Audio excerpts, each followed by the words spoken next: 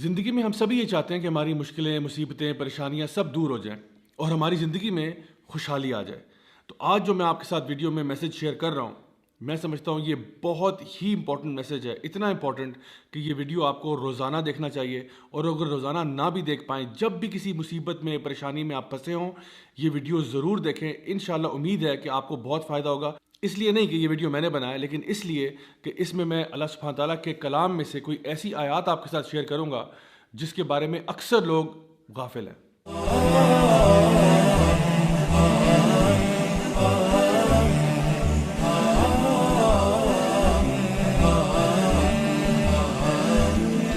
السلام علیکم ورحمۃ اللہ وبرکاتہ۔ My dear brothers and sisters, سب سے پہلا سوال آج کا یہ ہے کہ اصل میں ہم خوشی کس چیز کو کہتے ہیں؟ اس کے بارے میں سوشل سائنٹسٹ نے کافی ڈیبیٹ کی کہ اصل میں خوشی ہوتی کیا ہے، لیکن اگر اس پوری بحث کا اگر آپ سمرائزیشن دیکھنا چاہیں تو وہ یہ ہے کہ خوشی کہتے ہیں جب کوئی بھی کام آپ کی مرضی کے مطابق ہوتا ہے تو انسان کو خوشی ہو جاتی ہے۔ فار ایگزامپل، ایک بچہ کسی اسکول میں داخلہ لینا چاہتا تھا، وہاں پہ داخلہ ہو گیا، وہ خوش ہو گیا۔ وہ رات کو چاکلیٹ کھانا چاہتا تھا، ماں نے چاکلیٹ دے دی، وہ خوش ہو گیا۔ فیوچر میں جا کے جہاں وہ شادی کرنا چاہتا تھا وہاں اس کی شادی ہو گئی تو وہ خوش ہو گیا۔ جس جگہ پر نوکری کرنا چاہتا تھا وہاں نوکری مل گئی تو وہ خوش ہو گیا۔ یعنی کہ جب چیزیں ہماری مرضی کے مطابق ہوتی ہیں تو ہمیں خوشی مل جاتی ہے، اور جب ہماری مرضی کے مطابق چیزیں نہیں ہوتی تو ہم اداس ہو جاتے ہیں۔ اب سوال یہ ہے کہ کیا ایسا ہوگا کہ آپ کی زندگی میں سارے کام جو ہوں گے وہ آپ کی مرضی کے مطابق ہوں گے؟ اللہ سبحانہ تعالیٰ سورہ یونس سورہ نمبر 10 آیت نمبر 62 میں ایک بہت ہی زبردست بات ارشاد فرماتے ہیں۔ اللہ تعالیٰ فرماتے ہیں الا ان اولیاء اللہ لا خوف علیہم ولا هم یحزنون۔ یقیناً جو اللہ کے ولی ہوتے ہیں، جو اللہ کے دوست ہوتے ہیں، جو اللہ کے پیارے ہوتے ہیں، ان کی دو خصوصیات ہیں جن کا ذکر اللہ سبحانہ تعالیٰ کر رہے ہیں۔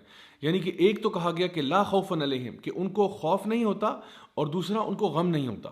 تو یاد رکھیے ایک بات کہ خوف ہمیشہ فیوچر کی چیزوں کا ہوتا ہے اور غم ہمیشہ پاسٹ کی چیزوں کا ہوتا ہے۔ یعنی خوف ہمیشہ اس چیز کا ہوتا ہے جو ابھی ہوئی نہیں ہوتی۔ مثلا مجھے ایک جنگلی جانور کاٹ جائے گا، مجھے خدا نخواستہ کرونا وائرس ہو جائے گا، میں امتحان میں فیل ہو جاؤں گا، مجھے نوکری نہیں ملے گی۔ یہ سارے خوف ہیں جن کا تعلق مستقبل کے ساتھ ہے۔ اور اسی طرح سے غم جب انسان کو ہوتا ہے تو وہ ہمیشہ کسی پاسٹ کی چیز یا ماضی کی چیز کے بارے میں ہوتا ہے۔ مثلا کاش کہ میں نے پڑھ لیا ہوتا تو آج فیل نہ ہوتا، کاش کہ میں نے یوں کر لیا ہوتا، کاش کہ میں نے وہ کر لیا ہوتا۔ یعنی انسان جب بھی غم کی حالت میں ہوتا ہے تو غم ہمیشہ گزری ہوئی بات پر کیا جاتا ہے، اور جب بھی انسان خوف زدہ ہوتا ہے تو وہ ہمیشہ کسی فیوچر کی چیز کے بارے میں خوف زدہ ہو رہا ہوتا ہے۔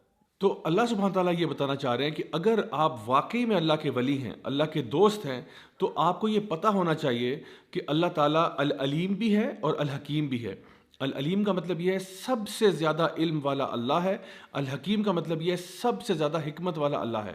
یعنی اللہ تعالیٰ ہمارے سے علم میں بھی زیادہ ہے، ہمارے سے سمجھ میں بھی، ہمارے سے وزڈم میں بھی زیادہ ہے، اور ہمیں شاید کسی بھی تصویر کا ایک چھوٹا سا پکسل نظر آ رہا ہوتا ہے، اور اللہ تعالیٰ کو پوری تصویر نظر آ رہی ہوتی ہے۔ ہم اپنی لمیٹڈ سوچ کے اندر اکثر اوقات مسئلوں کو سمجھ نہیں پاتے، جیسا کہ سورہ البقرہ کے اندر بھی سورہ نمبر 2 آیت نمبر 216 میں اللہ سبحانہ تعالیٰ ارشاد فرماتے ہیں کہ شاید ہو سکتا ہے کہ تم کسی چیز سے محبت کرتے ہو، تم کسی چیز کو اپنے لیے اچھا سمجھتے ہو، لیکن وہ تمہارے لیے اچھی نہیں ہے، اور ہو سکتا ہے کہ تم جس چیز کو برا سمجھتے ہو اصل میں وہ تمہارے لیے بری نہ ہو۔ اللہ جانتا ہے اور تم نہیں جانتے۔ تو جس دن انسان یہ فیصلہ کر لیتا ہے کہ اللہ مجھ سے زیادہ جانتا ہے، اللہ مجھ سے بہتر جانتا ہے، اللہ کی حکمت میرے سے بہت زیادہ ہے، تو وہ آٹومیٹکلی اپنی مرضی کی بات نہیں کرتا، وہ اللہ کی مرضی کی بات کرتا ہے۔ اسی لیے صحابہ کرام رضی اللہ عنہم اجمعین یہ کہا کرتے تھے کہ جب ہم لوگ دعا مانگتے ہیں اور ہماری دعا قبول ہو جاتی ہے تو ہمیں بڑی خوشی ہوتی ہے، اور جب ہماری دعا قبول نہیں ہوتی تو ہمیں اور بھی زیادہ خوشی ہوتی ہے کہ پہلے تو جو مرضی تھی وہ ہماری تھی، لیکن اب جو ہوگا وہ اللہ کی مرضی کے مطابق ہوگا، اور یقیناً اللہ کی مرضی ہماری مرضی سے بہتر ہے۔ اللہ آپ کو آپ کی ماں سے بھی زیادہ چاہتا ہے، تو ایسا کیسے ہو سکتا ہے کہ اللہ آپ کے ساتھ کوئی ایسا معاملہ کرے جو آپ کے لیے برا ہے؟ میں آپ کو اپنی لائف سے کچھ ایگزامپلس بتاتا ہوں کہ جب میں نے کالج یونیورسٹی کی طرف جانا شروع کیا تو میں نے کچھ یونیورسٹیز کے لیے اپلائی کیا جہاں پہ میرا بہت دل تھا، اور میں نے بڑی محنت بھی کی، میں نے دعائیں بھی بہت مانگی، لیکن میرا داخلہ نہیں ہوا۔ پہلے ایک یونیورسٹی کے لیے ٹرائی کیا، پھر دوسری کے لیے ٹرائی کیا، دونوں میں نہیں ہوا، اور آپ یقین کریں میں اتنا ڈیوسٹیٹ ہوا، میں ایک طرح سے آپ کہہ سکتے ہیں کہ میں اللہ تعالیٰ سے نعوذ باللہ کوئی ناراض ہو گیا، اور میں یہ سوچنے لگ پڑا کہ یا اللہ مطلب تیرا اتنی بڑی تیری کائنات ہے، اتنا بڑا تیرا قبضہ قدرت ہے، اور اس میں اگر ایک مسکین میرے جیسا اس یونیورسٹی میں چلا جاتا تو اس میں کیا کمی آ جانی تھی؟ یعنی کہ اگر میرے جیسا ایک مسکین انسان اس یونیورسٹی میں داخل ہو جاتا تو آخر اس میں کیا ہی حرج تھا؟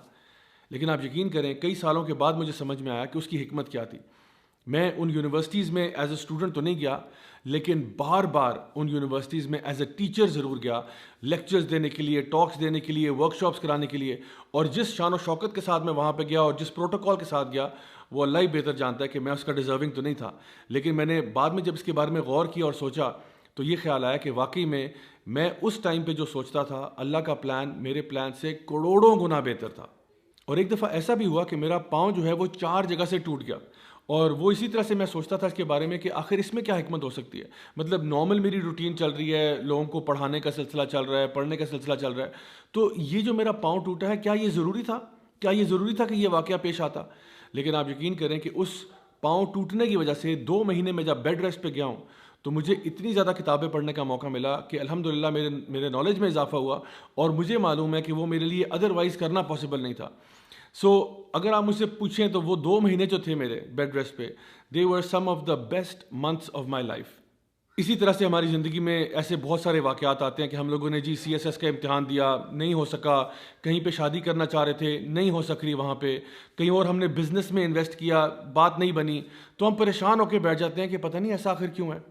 کبھی کبھار اولاد کے معاملے میں ہم یہ سوچتے ہیں کہ ہائے میں تو بیٹے چاہتا تھا, اللہ مجھے بیٹیاں کیوں دے رہا ہے, یا میں اولاد چاہتا تھا, مجھے اولاد کیوں نہیں مل رہی. آپ یقین کریں گے میں کچھ ایسے لوگوں کو بھی جانتا ہوں جن کی شادی کے 18 سال کے بعد, 20 سال کے بعد اللہ تعالیٰ نے ان کو اولاد دی ہے. کچھ ایسے لوگ بھی ہیں جنہوں نے بہت چھوٹے بزنس سے آغاز کیا اور 10, 15, 20 سال کے بعد اللہ تعالیٰ نے ان کو کروڑ پتی بنا دیا. My dear brothers and sisters, اللہ تعالیٰ آپ کے ٹائم ٹیبل کے مطابق نہیں چلتا, ہم اللہ تعالیٰ کے بتائے ہوئے ٹائم ٹیبل کے مطابق چلتے ہیں.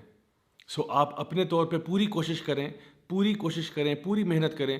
اگر تو اللہ تعالیٰ نے چاہا تو اسی میں اللہ تعالیٰ خیر و برکت ڈال دے گا, اور اگر اللہ تعالیٰ نے ایسا نہ چاہا تو یہ بات جان لیں کہ جو بھی فیصلہ اللہ کا ہوگا وہ آپ کے لیے بہتر ہوگا. اسی لیے اللہ سبحانہ تعالیٰ ان اگلی آیات میں ارشاد فرماتے ہیں الذین آمنوا وکانوا یتقون, کہ یہ وہ لوگ ہیں جو اللہ کے ولی ہیں, جو کہ ایمان لاتے ہیں اور تقوی اختیار کرتے ہیں. لہم البشریٰ فی الحیات الدنیا وفی الآخرہ, اللہ تعالیٰ ان کو خوشخبریاں سناتا ہے دنیا میں بھی اور آخرت میں بھی. مائی ڈیئر برادرز سسٹرز, اگر آپ ان آیات کو سمجھ جائیں تو آپ کو یقین ہو جائے کہ جو لوگ بھی اللہ تعالیٰ کے دوست بن جاتے ہیں, نہ فیوچر کے بارے میں ان کو ٹینشن ہوتی ہے کیونکہ ان کو پتہ ہے کہ جو فیصلہ اللہ کرے گا وہ بہتر ہوگا, نہ پاسٹ کا غم ہوتا ہے کیونکہ وہ پاسٹ کے بارے میں اگر جو غلطیاں کوتاہیاں ہوئی ان سے توبہ کر کے آگے آپ جا چکے ہیں. یہی وہ لوگ ہیں جن کے بارے میں اللہ تعالیٰ فرماتا ہے کہ اللہ تعالیٰ ان کو دنیا میں بھی خوشیاں دیتا ہے اور آخرت میں بھی خوشیاں دیتا ہے. انشاءاللہ آئی ہوپ کہ اس سے آپ کو بات واضح ہوگی, اور اب پریشانی ٹینشن لینے کی کوئی ضرورت نہیں ہے کیونکہ اللہ ہمارے ساتھ ہے نا. ٹینشن تو وہ شخص ہے جس کے ساتھ اللہ نہ ہو, لیکن جو اللہ کا دوست ہے اس کو کیا خوف, اس کو کیا غم. Until next time, this is me, Raja Ziaul Haq, signing off. Wassalamu alaikum wa rahmatullahi wa barakatuh.